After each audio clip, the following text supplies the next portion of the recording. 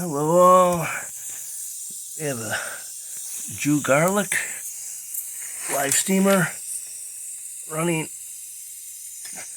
and it has a reverse unit. There we go.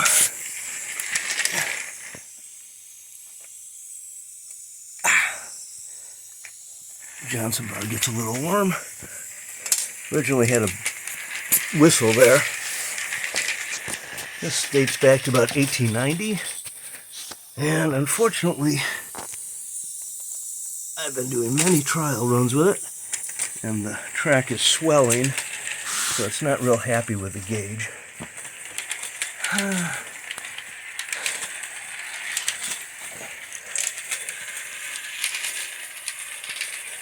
Garlick worked for Eugene Beggs, and then went on his own to make some high-end engines. And this one's unique in the fact that it has the reverse unit that he patented in 1888. We'll stop it here in a minute.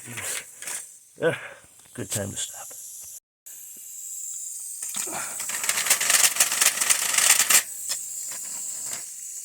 And then reverse it.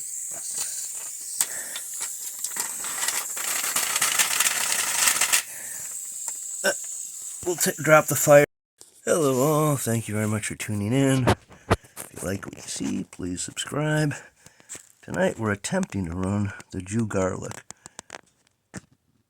Garlick worked for Beggs, Eugene Beggs, who produced live steamers.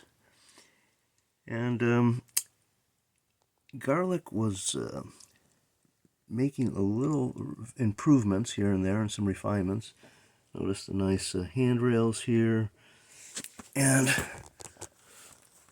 this little thing down here is attached to the Johnson bar.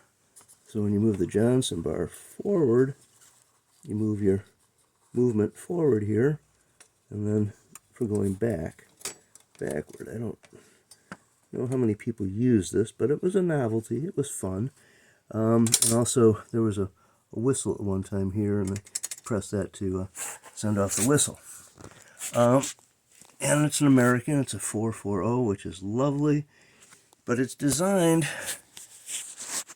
it's off kilter to go around circles like 99.9% of all Beggs engines. But the unique part about this one is that it can go straight. So here we have some straight tracks, and it can go around the curves. But it has wafer-thin flanges here and tires, so it's very susceptible to gauging. And this is about the 5th or 6th time I ran it today. And even though I oiled the track, this is wood track here, to give it a little moisture, every time you run it, of course, you drop water on it. And right now the track is swollen. So it's a little, it falls through the gauge. But here we have Garlick's patent here, going back to 1888. And you're basically, with the Johnson bar here, you're changing the how the steam goes in. And you can read all about it here with a full patent.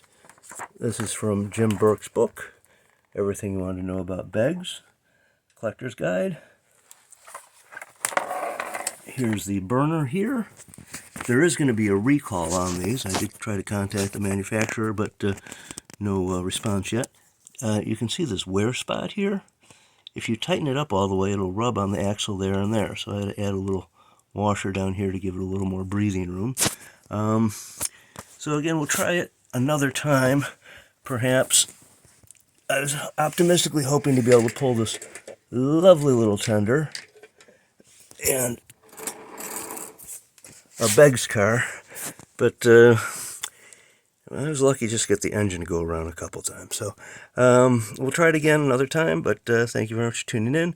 This goes back to about 1890, and again, the unique thing is with the Garlick is it goes backwards and forward, and it can also go around curves and straights.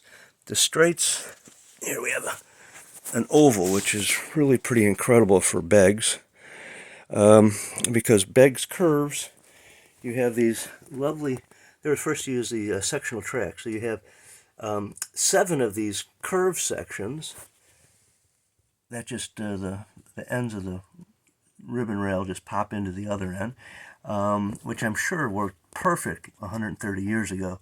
Now, not so much, and you get some gaps and some spreading. But you can't divide 7 into 2 to make an oval. So what this circle's always been together is that someone decided to take a section and cut it in half. So here's a half circle, or half circle section, and then at the other end there's another half circle. And they did this unique little nail or screw on either end, and you kind of tie it together because the last thing you want it to do is go wandering when the train hits it.